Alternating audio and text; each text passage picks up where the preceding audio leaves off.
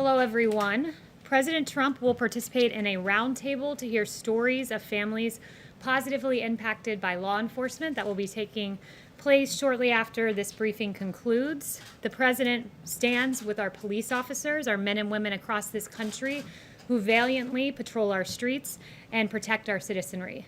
This president stands on the side of law and order to secure peace in our streets. That has always been his priority and remains so today.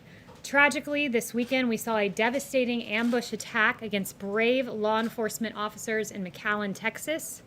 Officer Edelmiro Garza Jr., who was 45 years old, and Officer Ismael Chavez, who was 39 years old.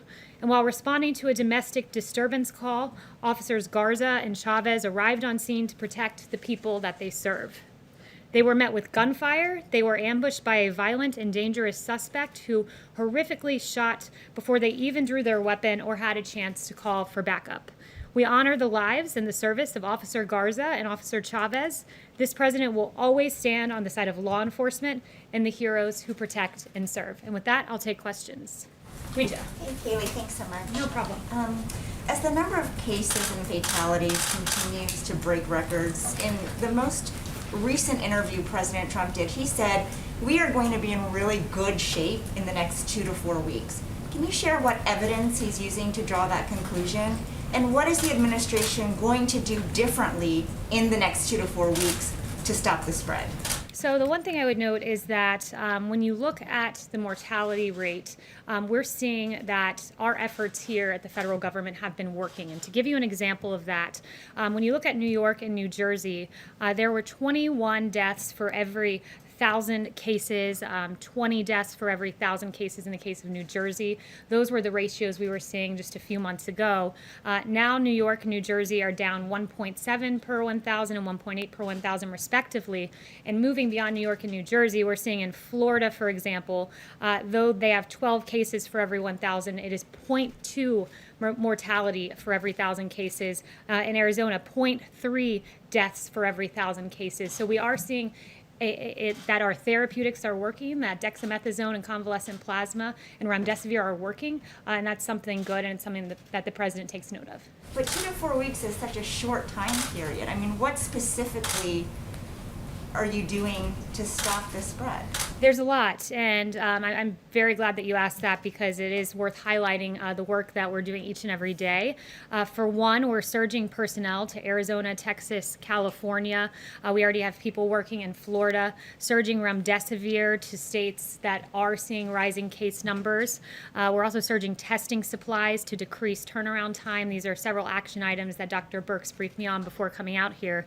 The White House will be going to several states this week, Dr. Birx in particular, to Louisiana, Mississippi, Alabama, Georgia, South Carolina. We've sent 19 HHS teams to metroplexes, 8 more coming this week. So we are aggressively on the ground reacting to this virus, and we're encouraged to see the declining mortality compared to a few months ago. Jim, I haven't seen you in a few weeks. Yeah. Glad you're back. Thanks. Kayleigh, why is the White House trashing Dr. Fauci and sending out opposition research like memos to reporters? The president has gone off on anonymous sources in the past. Why not have the guts to trash Dr. Fauci with your own names? So President Trump, I'll refer you back, there's no opposition research being dumped to reporters. We were asked a very specific question by the Washington Post, and that question was, President Trump noted that Dr. Fauci had made some mistakes, and we provided a direct answer to what was a direct question. Hasn't the president made mistakes? He suggested at one point that Americans inject themselves with disinfectants, that sort of thing. Why not send out these notes to reporters about what Dr. Fauci said in the past with your names on it? They were sent out by a White House official. The president has said he doesn't trust anonymous sources, and yet you were sending out these notes to reporters anonymously. Look, I would note that in terms of the president and his record on coronavirus, he stands by the actions and the steps he's taken in this historic response. You have Dr. Fauci, who said that the record of this president is impressive. I can't imagine that under any circumstance that anybody could be doing more, and those are the words of Dr. Fauci. We provided a direct response to a direct question, and that's about it. And to the notion that there's opposition research and that there's Fauci versus the president couldn't be further from the truth. Dr. Fauci and the president have always had a very good working relationship. Just a separate subject very quickly. Does the president or the administration plan to make it very clear to the Russian Federation that there should not be bounties placed on the heads of American soldiers serving in Afghanistan? We make that clear each and every day to every country around the world that this president will always stand by our law enforcement. No one's been tougher on Russia. Not law enforcement, I'm talking about military soldiers, U.S. forces of course, overseas. that's what I'm saying. Our U.S. Not forces. just any country, the Russians. Will you tell and the every Kremlin country, and but President what you're Putin getting at- not to put bounties on the heads of American What soldiers? you're getting at, of course, we tell each and every country that, but what you're getting at is uncorroborated intelligence, and you're treating it as if it were true. To this day, there are varying views on the Russian bounty intelligence. DOD, NSC, and the ODNI all pointing that out. I'm not going to answer a question based on unverified intelligence, but rest assured, every country in this world is put on notice that bounties on the heads of U.S. troops is unacceptable, and this president will stand for U.S. troops at home and abroad. Yes. Thank you, Kayleigh. You mentioned a quote from Dr. Fauci, another quote from him. When you compare us to other countries, I don't think you can say we're doing great. Is there any reaction to that from the White House? When you compare us to other countries, we have the most testing in the world. When you compare us to other countries on case fatality rate, other industrialized nations, we're very low and beating most countries, if not all, in Europe. So we're doing a lot on the world stage, a lot right. Noted that we were supposed to have a ventilator shortage, and as it turned out, the U.S. actually sent ventilators all around the world. So the U.S. response has been historic, and by several metrics, including the three I just mentioned, we're beating the rest of the world. Anthony Fauci, Thank you, Kayleigh. Could you just clarify the scope of Roger Stone's clemency? A federal judge is asking for this. Does it only apply to prison time, or does it also include the 2-year period of supervised release? I don't have the exact details for you on that, but I can follow up. What I will say is that the Roger Stone clemency was a very important moment for justice in this country. You had a completely bogus Russia witch hunt that found nothing, and in order to justify the waste of taxpayer dollars, you had Robert Mueller charging people with process crimes, and it's really curious to me that with Roger Stone, he's charged of false statements, but McCabe was charged of false statements, lying to federal investigators. Brennan, false statements to Congress. Clapper, false statements to Congress. But last time I checked, they didn't have 29 FBI agents wearing tactical gear, showing up at their house in a pre-dawn raid, wielding M4 rifles, sweeping across their lawn, as happened to Roger Stone. They didn't have 4 agents using battering rams, breaking down their front door over false statements. And they didn't have helicopters hovering over their houses and 2 police boats that roared up. Instead, McCabe and Clapper and Brennan and these guys are given lucrative contracts, books, contributorships. So there are really 2 standards of justice in this country, as Adam Schiff noted. Fortunately, he doesn't have the facts to back up the way he meant that term.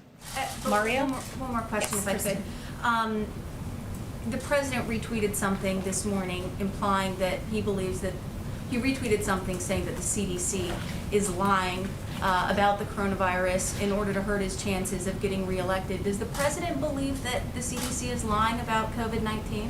The president, with his intent in that retweet, expresses displeasure with the CDC, some rogue individuals leaking guidelines prematurely. You had a 63-page plan that was leaked prematurely. He believes that misleads the American public when there are planning materials released that are not in their fullest form and their best form. So that's what he was getting at. But overall, the notion of the tweet was to point out the fact that when we use science, we have to use it in a way that is not political. When you had 1,300 health experts sign a letter not to condemn large crowds of protesters, but some same health experts say churches need to stay shut down, or lockdown protests somehow don't get the same First Amendment rights as the protest that we saw in our streets. We need to use science, lean into science, but not use it and cherry pick it to fit whatever our particular political persuasion is. So he has Yes, confidence in Mario. the CDC? He does. Mario. Thank you, Kayleigh. Given what we're seeing in Florida with the cases rising, is the president anticipating a scaled-down version of the convention next month? And if so, is that something that he would be content with? That would be a question for the campaign, but we still plan to move forward with the convention here at the White House. But for particularities, I would point you to the RNC and to the campaign. Yes, Just to Steve. close the loop on Dr. Fauci, does the president still appreciate the advice that he gets from him? Certainly. Dr. Fauci is one of many on the task force who provides advice. And I would note, Dr. Fauci is an epidemiologist, an infectious disease expert, and he provides his opinion there. You also have other experts like Dr. McCann's Katz, who are behavioral health experts who provide opinions about the holistic health of the child, and she's been a voice for reopening schools and the damage long-term lockdowns can do. You have Dr. Mustafa Salawi, who's working on the vaccines. So there are a number of scientists who are experts in various issues and various specialties, but the president takes the full opinions of the task force and the varying opinions sometimes and moves forward in a way he thinks is best for this country, like he did with the China travel ban. Secondly, Kayleigh, the travel ban with Canada expires in about a week. Is that going to be extended? Are you talking with Canada about that? So no announcements now for our plans with Canada. Yes, Arizona has more new cases of coronavirus than any country in the world, more than the European Union as a whole. So isn't by that metric the United States not doing as well as other countries in handling this? No, because when you lead the world in testing, that means that you identify more cases. Deaths are starting to And rise. I would note, well, you talk about deaths. I can give you that particular information, which Dr. Birx gave to me before running out here, which is in Arizona, you have 17 cases per 1,000 population and 0.3 deaths per population, which means our therapeutics are working, and we're in a better place today than we were before. Shirley Bird, a school teacher in Arizona, died, however, when she was following all the rules. She wore a mask, she wore gloves, she was teaching summer school, she got it, died. 2 other teachers got it and are ill. Her family, her husband, her daughter. I mean, how do you tell parents of school children that it's safe to send their kids back to school when something like that happens? Well, I would point you to the words of the CDC director, who said children are not very affected by this and typically are not spreaders in this. But I would also point to the consequences of staying closed. We have to look at the holistic health of the child. And when you have, according to HHS, 1/5 of all child abuse cases being reported by teachers and educational staff, we cannot stay closed.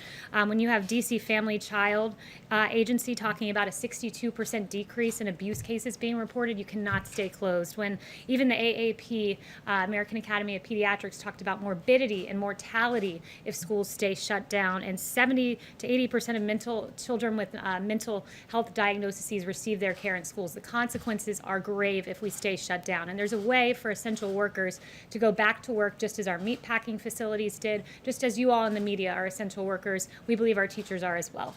Yes. Catherine. Thanks, Kayleigh. The administration has said that the goal of maximum pressure is to force Iran back to the negotiating table so we can get a better deal. Is that still the goal of maximum pressure? And in light of the reported new trade and military partnership between Iran and China, what evidence is there that the policy is succeeding? I have no information today to update you on our Iran relationship, which stays the same today as it has been. Yes, Daniel. Hi, Kayleigh. I have 2 quick questions. President Trump's former chief of staff, Mick Mulvaney, who still has a role in this administration, he said in an op-ed today that we still have a testing problem in this country and that he and his son have to wait for 5 to 7 days for results. If even President Trump's former chief of staff levels this criticism, doesn't that indicate we do have a problem with testing? Do you have a reaction to his op-ed? Yeah, our reaction is that we've tested, we lead the world in testing. We've done more than 40 million tests. That's an extraordinary number. Admiral Joie gave us an update yesterday that on Friday we did over 800,000 tests. We tripled, quadrupled the number of tests. This is his exact quote. We also have 12,000 retail test sites that are there, and we're surging testing in basically every specific county that's having a problem. And Dr. Birx was just walking me through pooled testing, which will be a way to process tests at an even faster rate.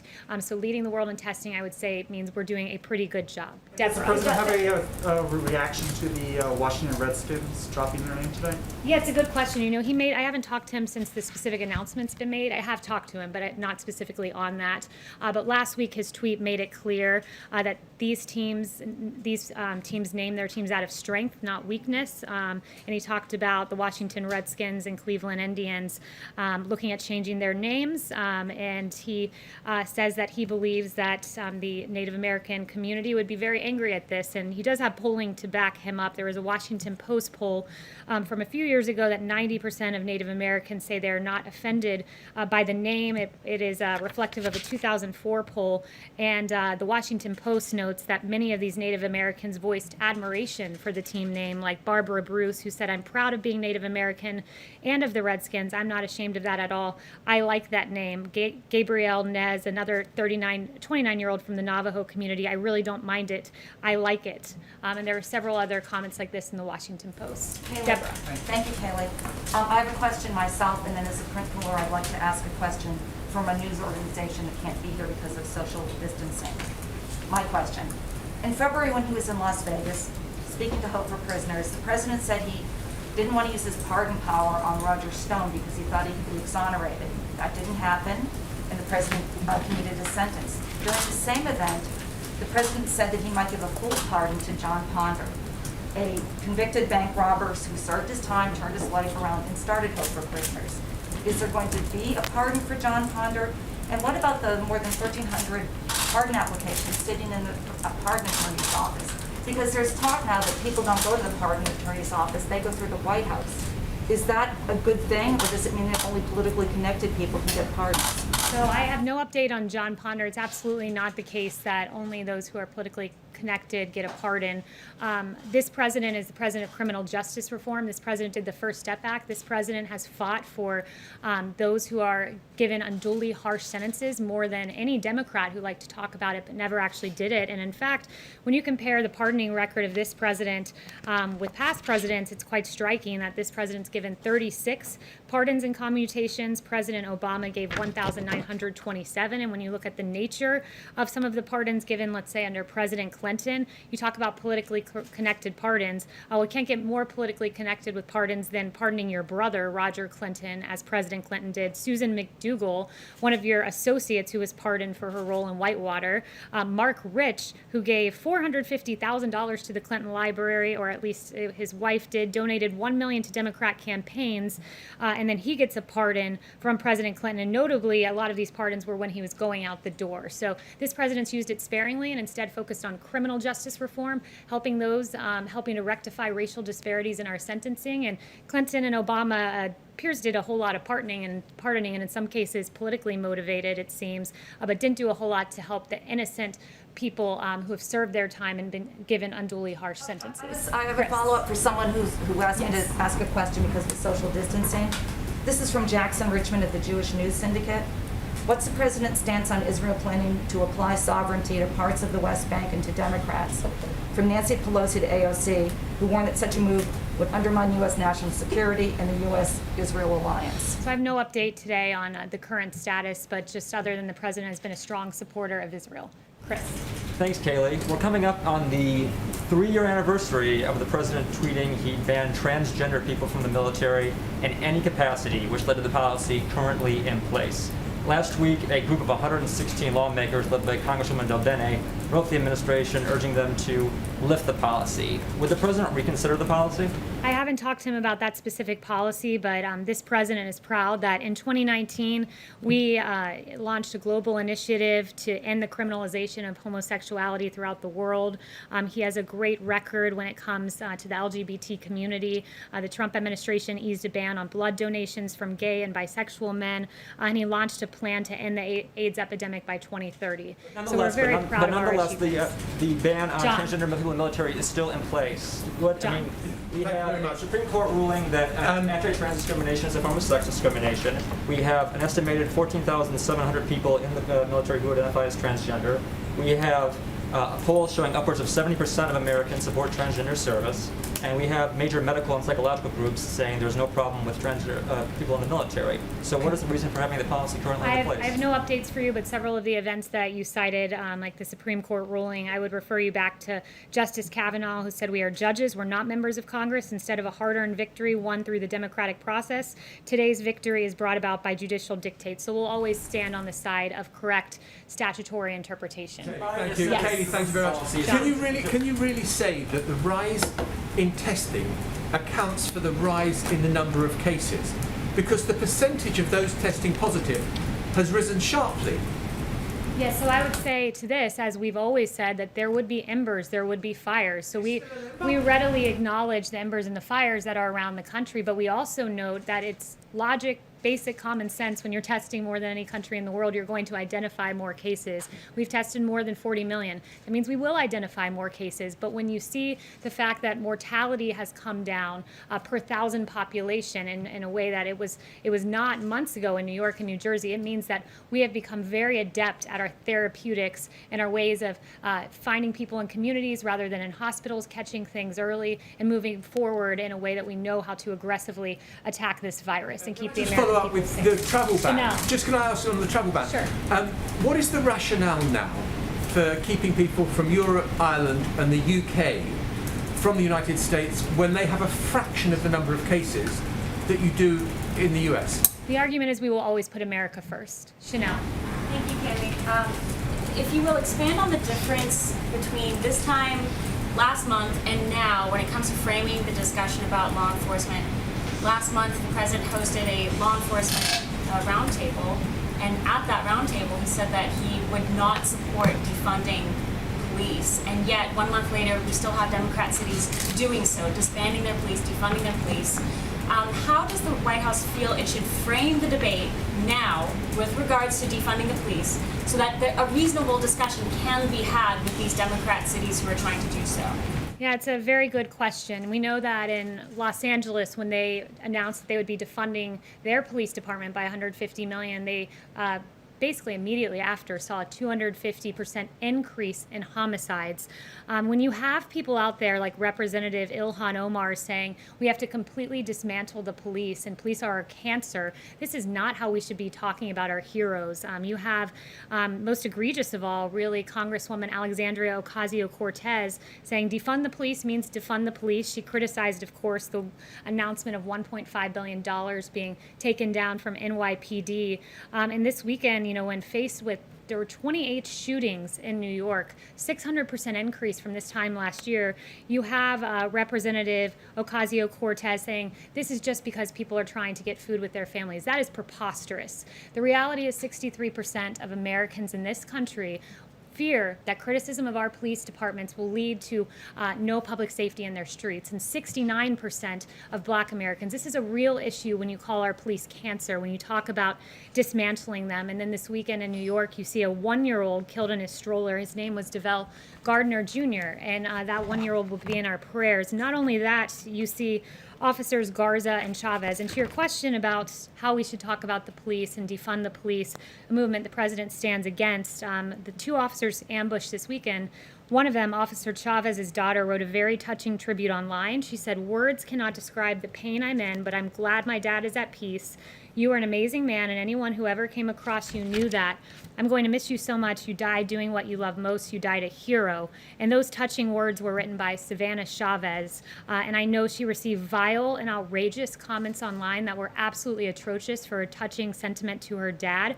I want Savannah to know your dad is a hero. His police department should never be defunded because most of our police officers are good, hard-working men and women and heroes, much like Savannah's dad. We'll be praying for you, Savannah. Thank you, guys.